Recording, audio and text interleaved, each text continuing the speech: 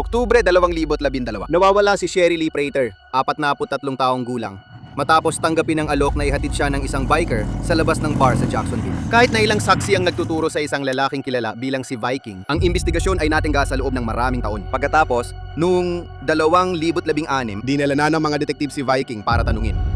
Ang nagsimula bilang isang karaniwang interview ay nauwi sa isang tensyonado at dramatikong patigasan ng loob. Wala akong ginawa at mali ito. Oy, nako naman, personal mong proyekto lang ito.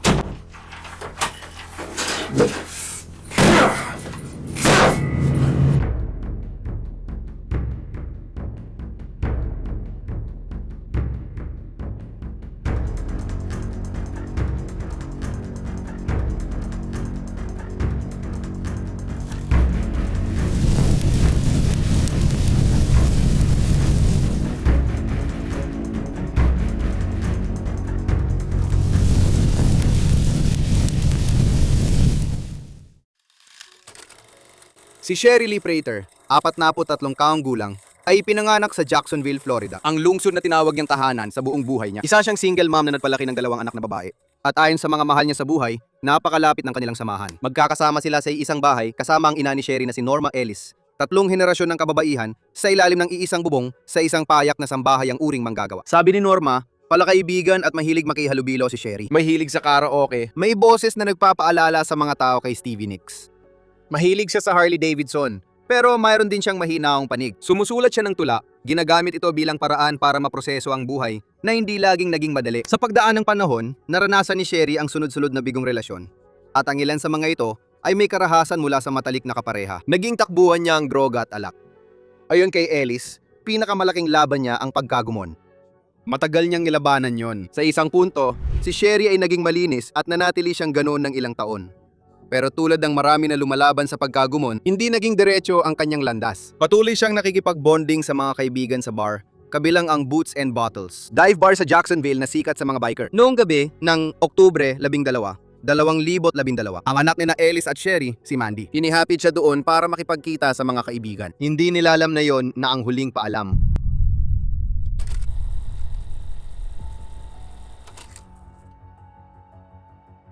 Oktubre 15, 2012. 3 araw na ang lumipas mula nang huli siyang nagparamdam. Hindi niya ugali ang mawala nang hindi nagbibigay alam sa pamilya.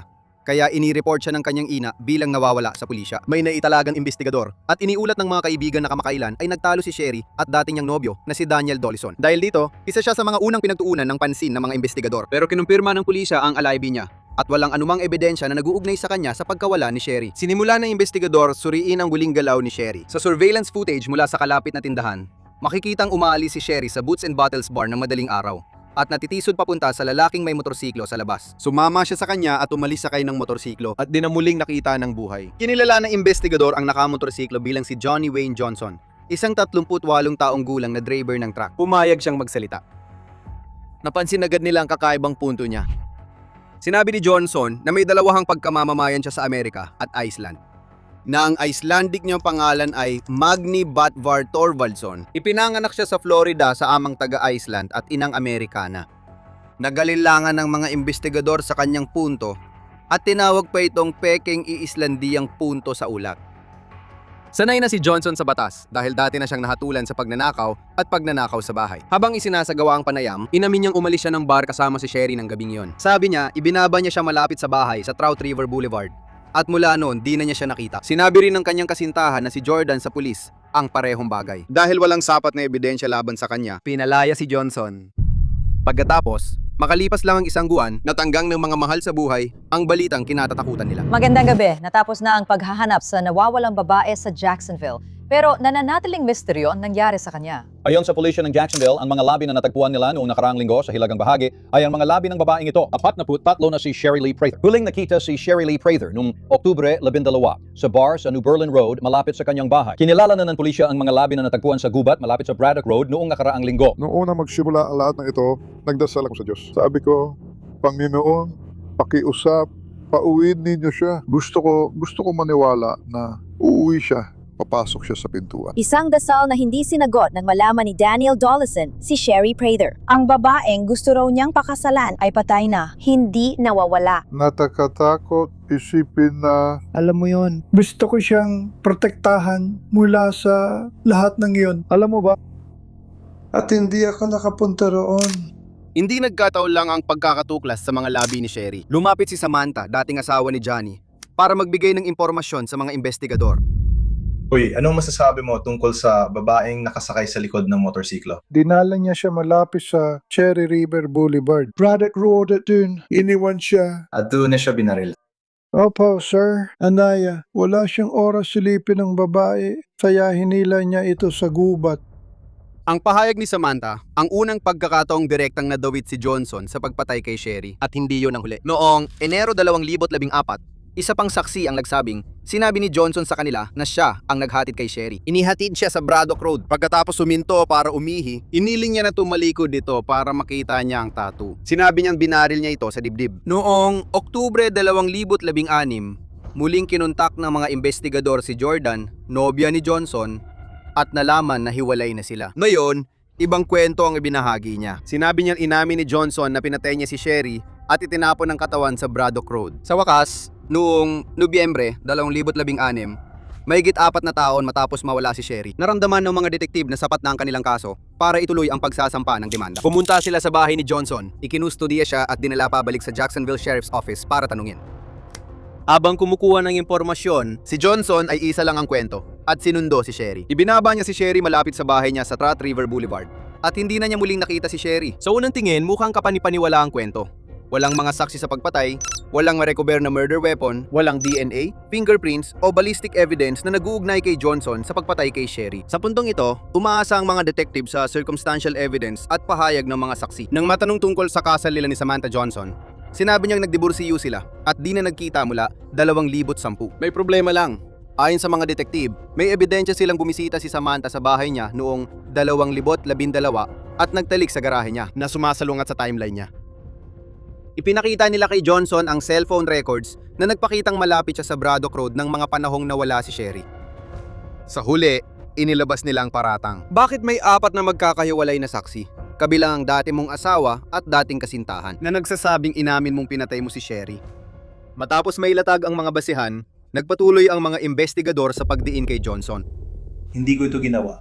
Sino ang gumawa? Hindi ko alam kung sino ang gumawa nito. Pumunta ka sa Braddock Road kasama niya. Hindi ko alam kung sino ang gumawa nito. Pero pumunta ka sa Braddock Road kasama niya. Pero hindi ko siya iniwan sa Sige, Braddock. pumunta ka ba sa Brashpe? Oo, hindi na lang sagot. Bumaba ako, siguro kasama ko siya. Hindi Siguro. ito hula. Ina-assume ko na kung sinabi mong ginawa ko nga. Gusto kong ikaw ang magsabi sa akin dahil yan ang naalala mo. Ayaw kong pilitin pang magsabi na hindi mo naman talaga sinabi. Hindi ko na maalala ang mga kalye, gaya ng sabi ko sa iyo. Hindi ko maalala. Totoo, hindi ko na matandaan bawat kalye na nadaanan.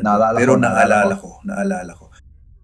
Ang kalsada kung saan ko siya iniwan. At ang kalsada kung saan ko siya iniwan ay Trout River Road. Hindi mo siya iniwan sa Trout Road Trout. Oo, iniwan ko siya doon. Hindi mo siya iniwan doon? Ginawa ko, sumpa ko. Kaya naglakad siya mula Trout Road. Hindi ko alam kung paano sa kanto nakuha yun. kung saan siya Hindi ko alam namatay. kung paano. Nakarating siya doon. Ikaw, ang telepono mo at si Sherry Prather ay nasa Braddock Road kung nasaan siya. Hindi ko alam. Patay na. Nakarating siya doon. Kailangan ko ng katotohanan na yun. Ito na lang ang huling pagkakataon mo para sabihin sa akin ang totoo. Alam mo ba ang tungkol sa piyesa ng bisikleta?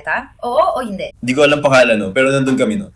At paano mo naman nalaman yun? Dahil nakilala namin na lalaking ito dito. Paano mo malalaman kung ikaw, hindi mo na alam ang pangalan ng kasada niyo na yun? Tandaan mo. Dahil sinabi niya sa akin kung nasaan yon. Naalala ko Pero kung sino ang ayoko gusto. may maglagay ng mga salita Hindi, sa bibig mo, naalala ko okay? Kung paano tayo napunta sa kalsada niyon. At totoo ito. At ito ang tapat na katotohanan. At natatakot ako ngayon. Ang totoo lang talaga ang mga katulong. Sige lang. Hindi, sinasabi ko ngayon. Kung ikukwento ko tungkol sa lalaking ito, pipi siya. Babalikan niya ako. Sino yun? Hindi ko alam pangalan niya, pero kilala ko mukha niya. Maliit siya, mga kasing tangkad ko lang siya, pero may mga tattoo siya sa ulo. Kasama niya lagi si Big Mike na kasapi ng mga outlaw. Sige, pero hindi mo pa sinasabi kung sino siya. Sabihin mo kung ano ang nangyari. Nang bumaba ako, tumawag siya. At nang bumaba ako, nakasalubong namin ng mga tao dito. Sig. Paano mo nalaman na Braddock Road ito? Dahil nung una kaming dumating dito, Bumalik kami dito at bumaba dito. At doon niya ako tinapik sa balikat para lumiko. Ito ang unang malaking pagbabago sa kwento ni Johnson. Matagal yung iginiit na ibinaba niya si Sherry sa Trot River Boulevard. Ngayon, inamin niyang nasa Braddock Road siya. Hindi ito isang pag-amin sa pagpatay, ngunit nilalagay siya nito sa mismong lugar na matagal na niyang itinatangging pinuntahan at tumutugma ang kanyang kwento sa datos ng cellphone at pahayag ng mga saksi na matagal nang kinokolekta ng mga investigador. 4 na taon mong pinaniwala ang iba na ngayon ka lang dumaan sa Bryant Road. Hindi ko alam ang mga pangalan ng mga kalsadang ito. Sabi mo, tingnan mo, Itinuro pwede ko mong ito, sabihin Kai. ito. Sabi mo, yun ang Hindi tama, ko ginawa. kaya pwede mo gawin. Sinabi ko pa nga ng ilang beses, di ba? Chris, sa tapat ng parke, tabi ng pila sa pagkain. Kasi sinabi niya sa akin na Braddock Road yon. Sige. Sinabi ko rin sa'yo na Braddock Road yon. Katapat lang ito ng parke, katabi rin ng food line. Oo kasi. Tinapit niya ako sa balikat. Yan ang Braddock Road. Kung alam mo ang pangalan o hindi yun ang Hindi. issue. Ito ang issue ngayon. Bumabiyahe sa kalsadang ito kasama si Samantha. Bumabiyahe sa kalsadang ito kasama si Oli. Bumabiyahe Sabi mo sa kalsadang. dumaan ka sa kalsadang ito kasama ang... Tinutukoy ko ang pagbiyahe sa kalsadang ito kasama si Jordan. Wala akong itinuro dahil hindi ko alam na wala na siya. Akala ko nandun pa siya. Akala ko Oh, kasama pa niya itinuro yung mo mga ba lalaki. kung saan ka? Ito? Kahit paano, parang hindi ko siya hindi ko binaba? ginawa yun.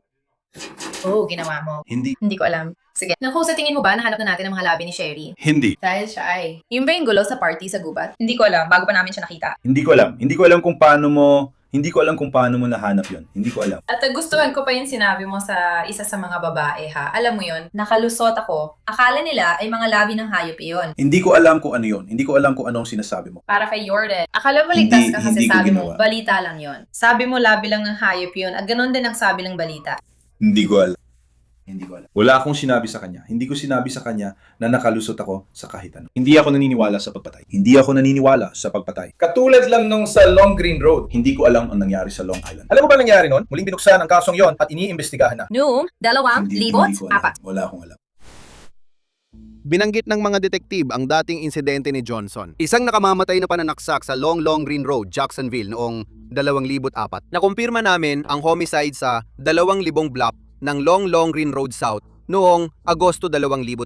Pero wala kami nakitang pampublikong tala na nagtuturo kay Johnson bilang suspect doon. Bakit ito nabanggit ng mga detektib? Hindi ito ipinaliwanag sa panayam, pero matapos halukayin ang mga record ng korte, nalaman namin na may ilang saksi raw na nagsabi sa mga investigador na 3 magkaibang dahilan ang binanggit ni Johnson kung bakit napatay si Sherry. Ayon sa mga saksi na iyon, una, masyado raw niyang alam ang tungkol sa dating insidenteng na di umano'y kinasangkutan ni Johnson. Pangalawa, kailangan niyang bayaran ng di umano'y mga utang niya sa droga sa Outlaws Motorcycle Club. Pangatlo, nakita niyang pinatay ni Johnson ang 2 pang lalaki noon gabing yon at nagbanta siyang magsusumbong sa pulis. Balikan natin ang interogasyon kung saan paulit-ulit na tinatanong ng mga detective si Johnson tungkol sa Long Green Road homicide.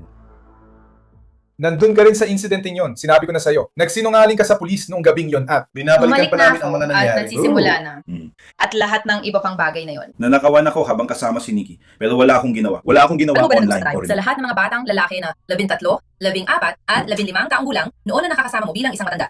Naalala mo ba lahat ng mga batang lalaki na yon? Alam ko na maraming tao kay Vicky na laging nasa bahay. Hindi ko alam kung sino-sino silang lahat. pareho kayong may Oo, maraming bahay mo tao rin na ito, laging bahay mo kasama rin ito. ang ilan sa mga tao ninyo. Pero wala naman akong ginawa. Hindi yan ang sinasabi sa atin doon. Hindi ko naman wala akong pakialam kung ano. Kasi Kung sinasabi ng paano mga ang tao pamilya tungkol mo sa doon akin. ay may kinalaman sa Long. Pwedeng Ang kalsada, pamilya ko, alam ng pamilya sinabi mo. ko na sa iyo, pinag-iinitan ako ng pamilya ko. Ano ang pangalan ng lahat ng mga tattoo? Alam mo, naiintindihan ko ang sinasabi mo. Alam ko ang gusto mong sabihin, pero hindi ko ginawa. Sinasabi ko lang. Paano naman Hindi niya ko yun? ito Kung gano'n, nagustuhan. ipaliwanag ko na lang itong huling bagay na ito sa akin. Paano mo nalaman kung nasaan ang katawan niya kung hindi ikaw ang gumawa nito? Hindi ko alam. Hindi ko alam kung nasaan ang katawan niya. Kung kumbinsido ako, kumbinsido rin siya. Kumbinsido ang buong opisina na ito. Kumbinsido ang aming mga tauhan. Kumbinsido ang aming Di mga ko alam hepe. kung saan Kumbinsido nahanap ang mga ang katawan piskal ng niya. estado. Kumbinsido. Sa palagay mo ba, mapapaniwala mo ang hurado na wala kang kinalaman dyan? Hindi ko alam nasaan ang katawan niya. Alam mo ba kung ano ang kailangan para kasuhan ng pagpatay ang isang tao? Kita mo, nakatatak na sa isip mo na ako ang gumawa ng bagay na to. Iyan ay dahil ito ay 4 na taong gulang na sukatan ng Pero gastos. sinasabi ko sa iyo, hindi ko ito ginawa. Iyan ang sinasabi mo. Hindi yan ang sinasabi ng lahat. O ng At maraming ebidensya tao, ng kabagalan. ng mga tao ang gumagawa. Sila ang Nagalit pinakamalapit sa iyo. Mga tao Hindi sila- sa hindi panahong sila ito. master. Sa panahong ito, siya ang girlfriend mo at dati mong asawa. Siya lang ang kaibigan mo. Ang padalos-dalos mong kaibigan. Lahat sila galit sa akin. Dahil alam naman natin Hindi ang nila ako epekto ng kinausap nung pagtulog. galit sila. Hatay. Nakipag-usap sila sa amin noon. Wala akong sinabi kahit kanino. at hindi ko alam kung nasaan ang katawan niya. Natagpuan Dahil dito sa... wala ring nabanggit pa tungkol kay Hillbilly. Yung ibang tao kasi hindi mo nabanggit kay. sa kanya. Dahil wala namang gagawa nun. Tama. Iba-iba Dahil ang hindi mo mga naman kwentong sa sinabi kanila. mo sa mga tao. Dahil gusto mong malaman kung sino mo sasabi ng anong kwento. Hindi ako nakikipag-usap sa mga tao. Madaling ka, Johnny. Kaya ka sinasamahan nila. Alam mo ba yun? Sa totoo lang, pwede mong sabihin na hindi ka nakipag-usap sa mga tao. Pero kapag ipinakita ko ang call records mo at lahat ng taong yun, Sinasabi ko sa'yo, hindi na. nilang tao, Hindi na. Hindi ko pinapansin o pinag-uusapan ang ganitong kalokohan dahil hindi ako naniniwala rito. Wala akong pinatay na tao. Hindi ako pumatay ng kahit sino.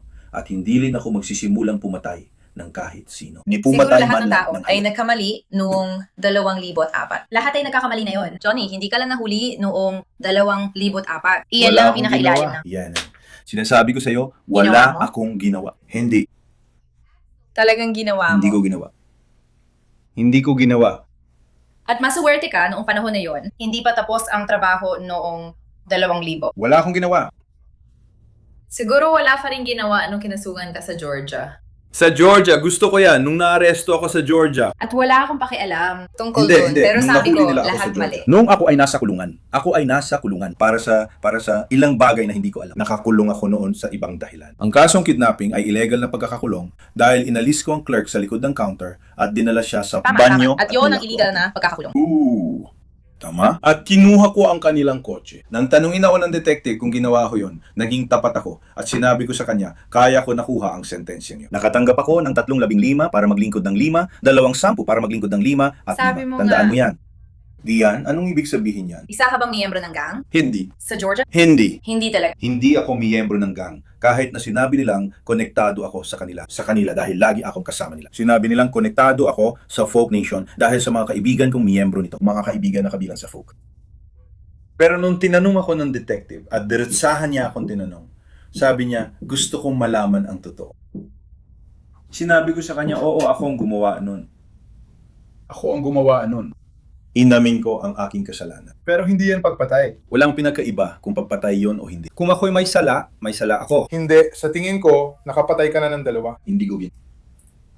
Mahihirapan kang kumpinsihin ako, ang detektive na ito, o kahit sinong miyembro ng Urado, na hindi talaga ito nangyari. Wala akong pinatay na kahit sino. Dapat na itong na-resolve noon pang 2004. Nandun na lahat na ebidensya. Ang Grabe swerte yun. mo naman. Kakakuha ko lang ng detective na hindi naman Hindi ako ko bagay doon. Sinabi mo sa detective na ninakawan pa noon. Oo, ako nga. Saan ka ninakawan? Nanakawan ako sa may bandang Don Avenue, malapit sa gasolinahan. Naalala mo ba? Oo, yan ang sinabi niya. Oo, yan ang sinabi niya. Pero yung mga video, wala yung mga video. Yung ebidensya sa video. Pero ako ay... Hindi Pero yun ang ibig nagkamali sabihin. Hindi yun ang halaga. At hindi ako gumawa ng kahit ano noon, at hindi rin ako gumawa ng kahit ano ngayon. Pwede ko bang tawagan ng asawa ko? Oo, makakatawag ka sa asawa mo. Hindi ba ka pa bang tanong para sa akin? Pwede na ba akong umuwi? Hindi pwede. Bakit naman? Dahil sasampahan kita ng kasong pagpatay. Hindi ako pumatay. Well, sasampahan pa rin kita ng kasong yan at mapapatunayan namin yan. Hindi niya magagawa yan dahil hindi ko naman ginawa. Ikaw na ang mapaliwanag yan. Sige, Tatawagin gusto ko ng ang abogado ko. Perfecto. Sige, hindi ko magawa. Paano Gusto mo? kong tawagan ang aking. Pagdating mo sa kulungan, pwede mo nang tawagan ang iyong asawa. Wala siyang paraan para doon. Para matawagan ko siya ng collect call. Wala ring paraan para tumawag dito. Paano cellphone ko? Hindi ko naman ginawa. Wala akong ginawa. Mali ito. Sige, lumapit ka dito at personal mong ari-arian ang pinag-uusapan.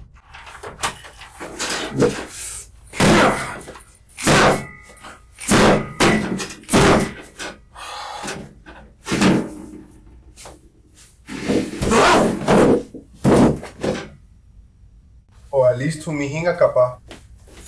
Tinawagan mo ba ang rescue para sa'yo? Hindi, ikaw ang darating. Tignan mo nga naman. Wala naman akong kasalanan. Sinaktan mo lang ang sarili mo sa ulo. Wala akong ginawang masama.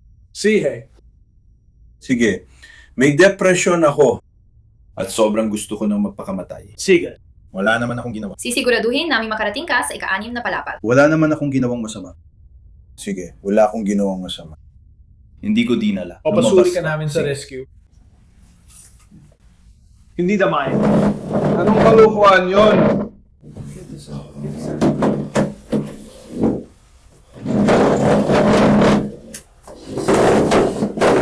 Kasalanan ko? Wala akong pinatay. Sige, Ayos. Hintayin natin ang rescue bago ka tingnan. Para lang masiguradong ayos ka. Sige na. Oo, gawa sa bahay. Ayaw namin gawin mo yun. Umupo ka ulit dyan sa upuan. Ayan, sige. Umupo ka lang sa upuan. Sa upuan lang. Magkakaroon tayo ng kaunting usapan. Sasaktan ko ang sarili ko. Sige, kukuha tayo ng tulong para sa'yo. Kung gagawin mo ulit yan, huwag mo nang ulitin ha. Kung gagawin mo ulit, Hindi, pinapakako sa'yo. Ayaw mo Umupo ulit. sa upuan, di Nancy. Umupo ka Pero sa hindi ka upuan. naman gumawa ng marami. lalagyan ka namin ng posas. Ken, Matumatuloy kang gawin to. kaya wag, gawin mo. Huwag kang magtanong, umaksyon ka. At siya, tinatrato niya ako. Makinig ka ko, Oy, mo, sabi mo, gusto mo ng abogado. Hindi kami nakikipag-usap sa'yo. andito ito ng Tutulungan kilos ka niya. namin. Tinrato niya ako Hahanapan na ka parang namin tulong.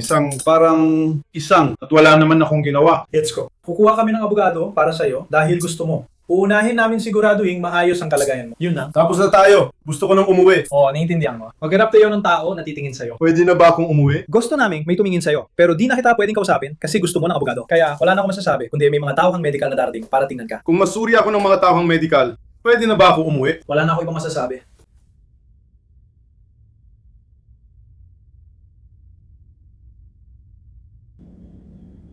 Tama. Magandang umaga. Narito ako upang i-anunsyo ang pag-aresto kaugnay ng investigasyon sa pagpatay kay Sherry Prather, isang 43 taong gulang na puting babae na pinatay noong Oktubre 2012. Ikinatutuwa kong i-anunsyo na noong Biyernes, Nobyembre 18, natagpuan ng mga homicide detectives si Johnson. Dinala siya sa homicide office. In-interview siyang muli at kinumpronta siya gamit ang mga pahayag ng mga saksi at ang ebidensya. Sinabi niya pa rin na imihatid niya si Sherry sa Trout River Boulevard at mula noon ay di na niya ito nakita.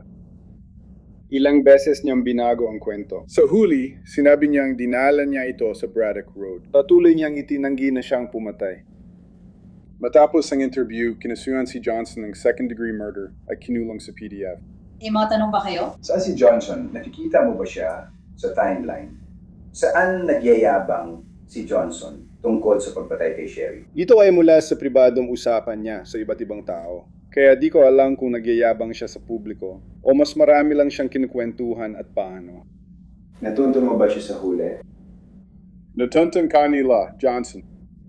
Taga rito lang naman siya, kaya alam namin kung asan siya. Sige. Kaya malinaw naman, nakuha ko na. Paano mo makausapan kung gaano kahalaga na lumantad ang mga saksi nito at kung gaano kalaking pagbabago ang nagawa nito sa paglutas ng kasong ito makalipas ng 4 na taon? Yun ang naging susi sa kaso. Alam na namin yun mula pa sa simula. Sa maraming ganitong kaso, may mga bagay na alam ang mga tao. Pero kailangan namin na lumantad sila. Mas matagal ito kaysa sa karaniwan. May mga kaso rin kami hindi nalulutas dahil walang lumalantad. Gusto naming ipaalala na nagbibigay ng pabuya ang Crime Stoppers at malaking tulong sila sa ganitong mga kaso. Alam mo, tiyaga at sipag ng mga investigador ang talagang nagdugtong-dugtong sa lahat ng ito. At pagkatapos, dahil may mga saksi na lumapit at nagbigay ng impormasyon, nagawa naming arestuhin ang suspect. May balita ba kung bakit? Bakit niya gagawin yun? Umalis pa siya ng bar kasama niya? Nasa likod siya ng motorsiklo niya. Anong nangyari para mangyari ito? Tama, yan ang tanong na kailangang sagutin ni Johnny Wayne Johnson. At tinatanong namin yan pero hindi pa namin nakukuha ang sagot. Ginawa ko ito. Pero hindi niya sinabi na ikaw. Ginawa niya. Binago niya ang kwento niya at sinabing nasa Braddock Road siya kasama kung saan natagpuan ang mga labi niya. Ang panayam na yon ang nagtapos sa investigasyon at nagsimula ng pag-uusig. Inaresto si Johnson sa kasong pagpatay at ikinulong ng walang piyansa. Pagkalipas ng ilang linggo, kinasuhan siya ng mga piskal ng second-degree murder. Habang umuusad ang kaso sa Florida, nababalita ito sa ibang bansa. Sa Islandia, nasa unahan ng payagan ng kwento at napansin ito ng isang kilalang direktor mula sa Iceland na gumawa ng dokumentaryo tungkol dito. Doon sa pananaliksik na iyon, nabunyag ang lahat. Ang pampublikong pinupundo ang pambansang broadcaster ng Icelandia, RÚV, iniulat na ang accent at pagkakakilanlan ng Viking bilang taga-Icelandia ay peke lang. Mahigit 1 dekada siyang nakapaghabi ng kasinungalingan. Kahit nabunyag na ang kanyang peking pagkakakilanlan, iginiit pa rin ni Johnson ang kanyang pagiging inosente. Imbes na sumugal sa paglilitis, tinanggap niya ang kasunduan sa pag-amin ng sala. Umamin siya ng kasalanan kapalit ng pinababang sentensyang 20.4 na taon. Mas mababa sa pinakamababang 25 taong sentensyang haharapin sana niya kung nahatulan siya. Hindi ito ang hustisyang inaasahan ng pamilya niya. Para sa mga mahal sa buhay ni Sherry Prather, sa wakas ay nagbigay ito ng kaunting kapanatagan.